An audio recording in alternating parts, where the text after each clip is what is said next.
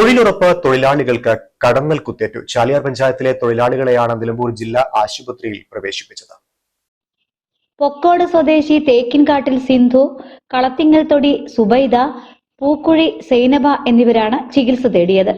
വനത്തിനുള്ളിൽ മഴക്കുഴി നിർമ്മിക്കുന്ന പ്രവൃത്തികൾ എടുത്തുവരുന്നതിനിടെ ഇന്ന് ഉച്ചയ്ക്കാണ് സംഭവം. തലയിലും പുറത്തുമായാണ് കടന്നലുകളുടെ കുത്തേറ്റിരിക്കുന്നത്.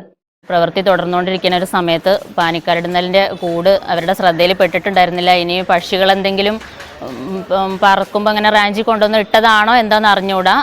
കടന്നൽ 3 പേരെ കടന്നൽ കുത്തി തലയ്ക്കാണ് അവർക്ക് കുത്തേറ്റത്. കുത്തേറ്റ് അവർ വീണു. അപ്പോൾ പിന്നെ എല്ലാവരും കൂടി തൊഴിലാളികളെല്ലാവരും കൂടി അവരെ കൊണ്ടുവന്ന് ഞങ്ങളങ്ങനെ നമ്മുടെ കുടുംബാരോഗ്യ കേന്ദ്രത്തിൽ കൊണ്ടുപോയി. അവിടെ നിന്ന് പ്രാഥമിക ചികിത്സകളൊക്കെ കൊടുത്തതിന് ശേഷം അവർ നിലമ്പൂരിലേക്ക് കൊണ്ടുപോകാൻ പറഞ്ഞതിൻ്റെ അടിസ്ഥാനത്തിൽ ഞങ്ങളിവിടെ നിലമ്പൂർ ഹോസ്പിറ്റലിൽ കൊണ്ടുവന്നു.